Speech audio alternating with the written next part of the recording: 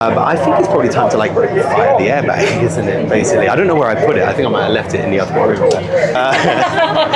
But yeah, no. Effectively, it takes 36 measurements to make one of these that we take from the rider. We take them. They're sat down. They're kneeling down.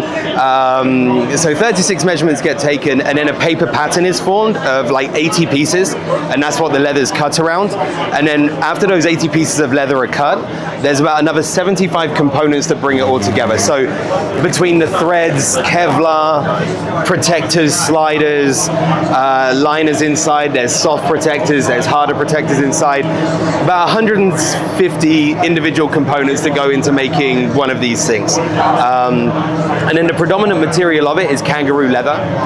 And the reason we use Kangaroo is that basically Kangaroo leather performs really well as far as abrasion, but it's also really soft and supple compared to like bovine leather and things like that. So Kangaroo's become the industry standard, and it has been for, I mean, the better part of 25 years now. I think they've used Kangaroo leather. I've never heard of any of that. Yeah, and which, you know, obviously it's kind of, it's strange that in 2026 we're still relying upon leather, and we are constantly looking at new materials, new ways, constant development. But to this point, Kangaroo leather performs the best. You know, if these guys are sliding at 200 plus miles per hour, yeah, got to make sure that. What kind of tests went into deciding the best leather? I mean, you know, a lot of it is we have a lab back in Italy, so we can test all abrasions in the lab and everything. But the honest truth is, we've been racing here for decades and decades, and you bring something that passes the lab test, and then ultimately you come here and try and implement things. So even in my time working here, which is coming up on like 22 years or so, the developments that we've seen through that time, and not every rider is up for trying something new all the time. So you have to rely on those early adopters of technologies and things spread across. So, and I think, yeah, I mean, for our program anyway here, we have 12 riders in the MotoGP class alone using our leather suits, 5 in Moto2, 7 in Moto3. So we have the most comprehensive program across the board. But things you notice about the suit, like even the way the arms are constructed, and the legs are constructed, just to be comfortable on the bike, basically. So everything is made for that. But when you see these guys on the podium, it looks a little bit uncomfortable. It's kind of like walking a little bit. Yeah, and that's by design. You know, we try and make them as ergonomic as possible. Aerodynamics have become so important in MotoGP now. I mean, they always have been, but now more than ever, because teams are spending so much time in the wind tunnel, then they're noticing drag points. So we work as hard as them on their aero as well, just to make sure to minimize as much drag as possible. But making something that's absolutely a second skin, that's not causing resistance for a rider, it's quite complex, you know, because ultimately they're quite heavy. If you lift this up, I think this suit has been loaded with an airbag in. Yeah, this suit is fully loaded with a functioning airbag inside. So if you want to just sort of lift that up. And trust me, it's the lightest, the lightest you could possibly get it. So you have a... So that extra weight while dealing with the extra heat all weekend long. Yeah, you have to, there's a lot the riders have to deal with. And of course, on top of that, their helmet weighs, boots, gloves, everything weighs. But as you see, it's all necessary because of what they have to experience. We start working on riders' individual needs. So if you feel on the inside of the leg here, this material quite sticky,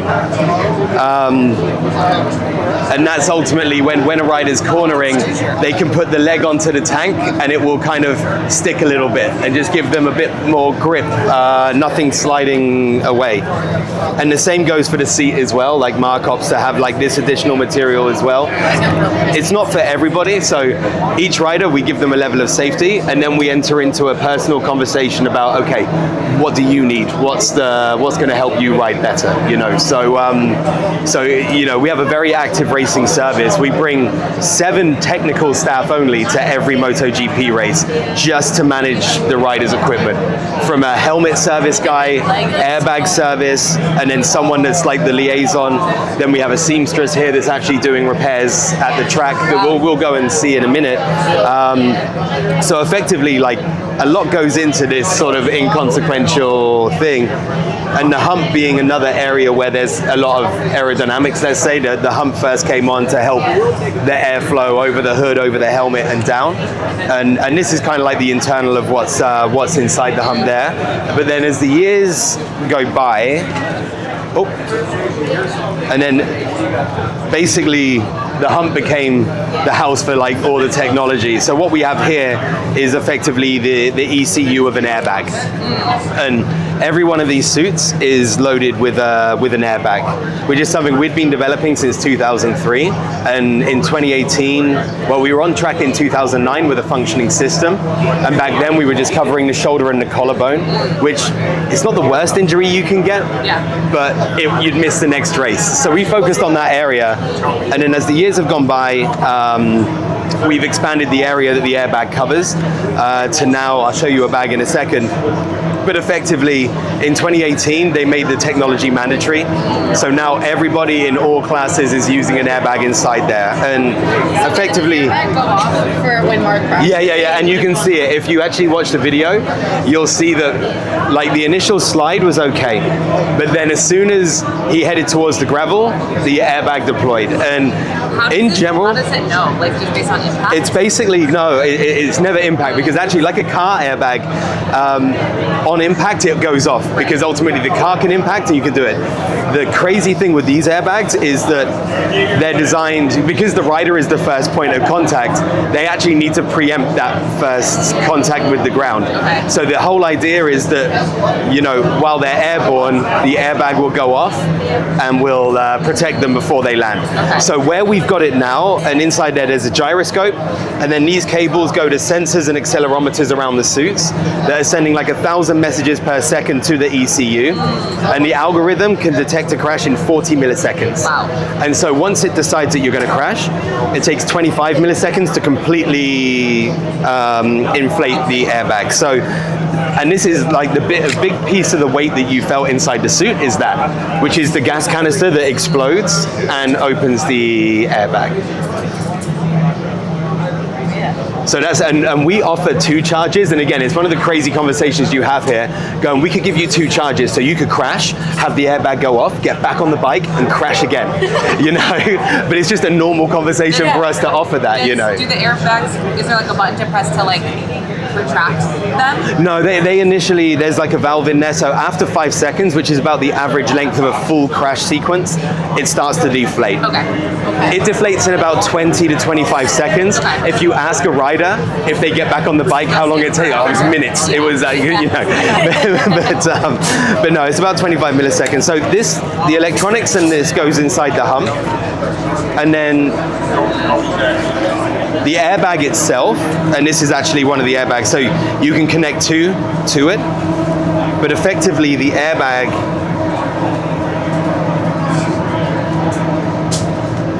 the one the riders use, and they have it embedded in the suits, so it covers the hips, it covers the full back, the ribs, and also the shoulder and collarbones as well, basically. So this will fill up in 25 milliseconds. Now I've got a stock system here that we can actually do an inflation on to have it go off, so you can see, well, you can hear and you can see what it is. So we can go outside in a second and do that.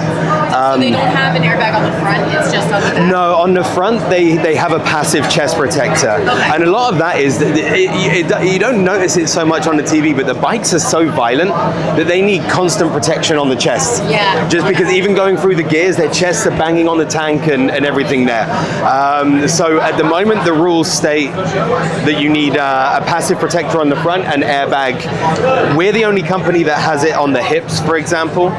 At this point, and you know, we're just constantly trying to find new solutions applications with it, and so yeah, from where we started this project to now, it's been quite a big feat. So there's a lot of technology that goes into each one of these. But what we can do now, we can go outside, we can explode one, and then I'll show you in the offices where they're doing the work as well. So yeah, it's a nice, yeah, what a treat.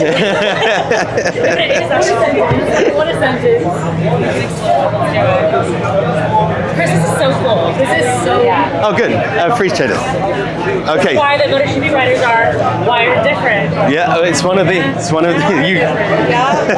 All right, so let's head outside. I'm pretty trust everybody in here. They're not going to steal that, but.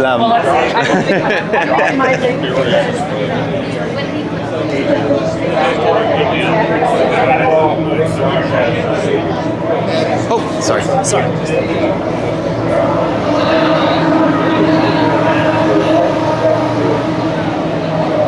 So yeah, here we have, well, maybe we'll go inside the buildings first. I say buildings, they're little porta cabins, but you know.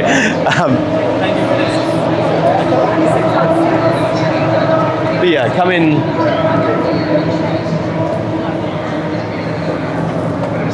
Oh, yeah, come on through.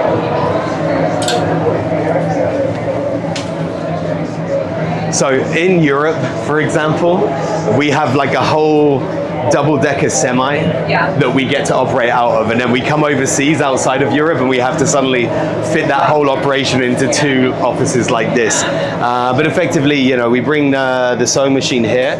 Veronica is part of our team back in Italy, a pattern maker. So, you know, she's part of actually like making the suits back in the factory. And so a great person to come here and do repair work as well, basically. But it's been a calm morning for you, really, with Marc aside, and a lot of why repairing versus replacing is it depends on how many panels are damaged, what it would take to repair and everything. So Marc's this morning's actually, that suit's already gone for analysis and he's not going to use it. He's going to break in a new suit this afternoon. How do they do that? Like, how do they... To break it in, yeah, it's a case of going out and riding. Yeah, you can do all the stretching that you want. Some people as well, they actually like get one of their mechanics to like drag their butt a little bit just to rough up the butt so it doesn't slide around so much on the seat. Like everybody has their sort of ways to do it. But you see here, maybe with Alex's suit, this is I guess from Brazil last week. You see examples of the kind of crash damages that happen on there. And you know, the key for us, and actually, do we have any aramid fiber here? So it's inside it? Yeah, inside every suit is a liner like that, basically, that just has like softer protectors, like on the hips and everything.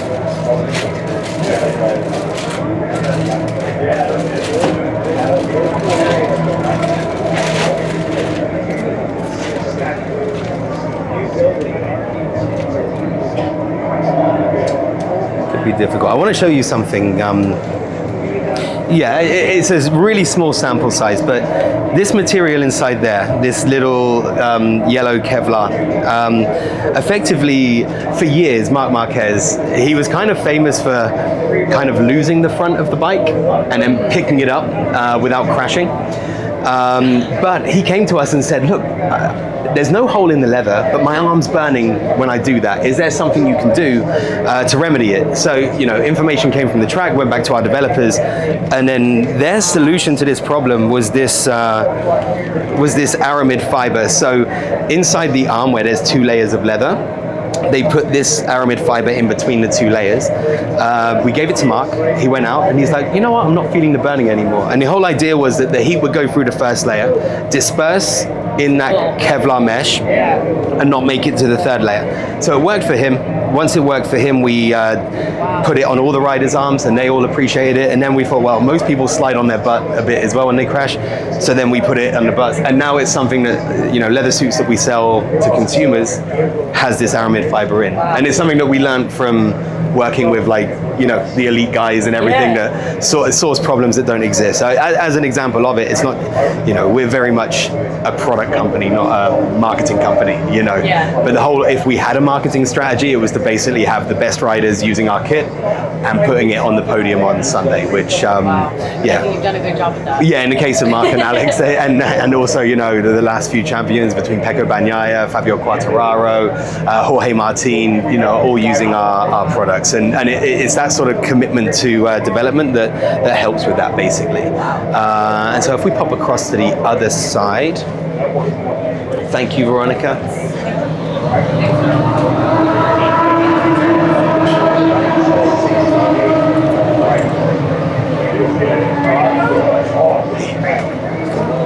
So in here, yeah, a little bit. We got a few people. You stay here.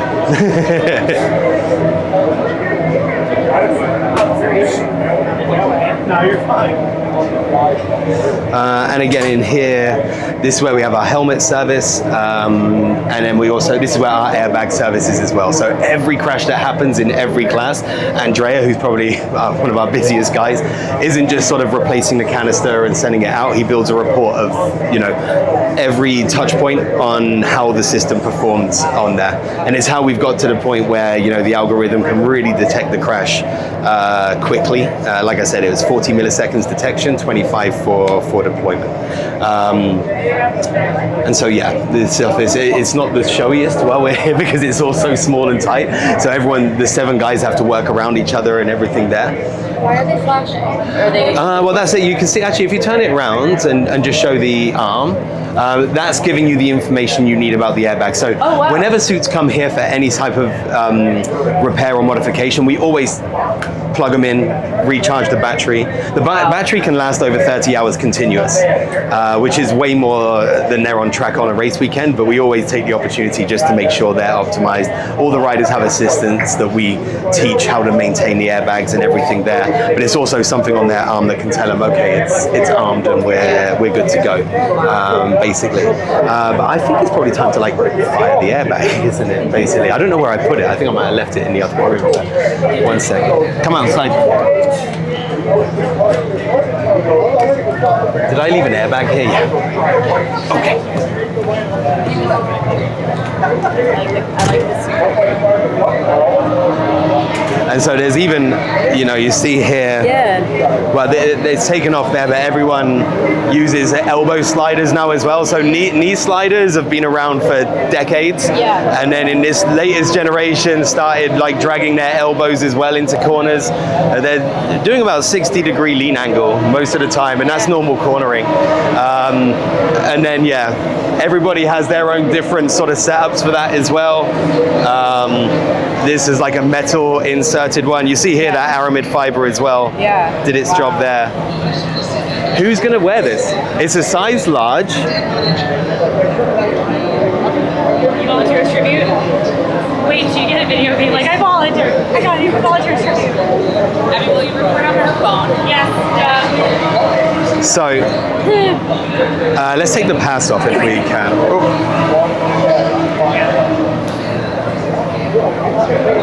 I've got. Once you do it up, you'll feel a vibration. You feel it already. I'm scared. There we go. And you'll see here, the light's very similar to what you did there. Now, I need to connect.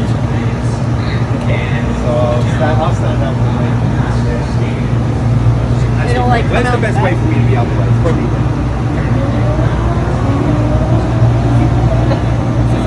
Pop out?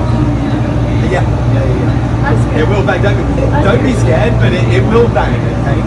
How loud? You'll find out. But don't flinch, come on.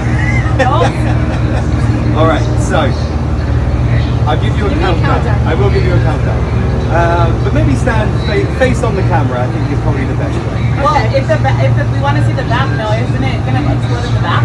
It's gonna, but this one, because it's a street system, it's not the exact same as what the riders have, so it also goes off in the front and on the shoulders as well.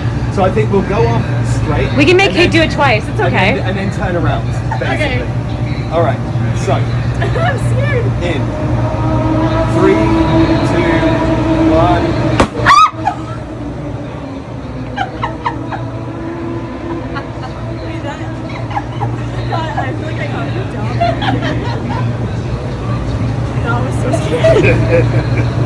You're giving flashback of another dog. Oh my gosh. That was good. It did kind of hurt a little. It really it hits you. It's funny.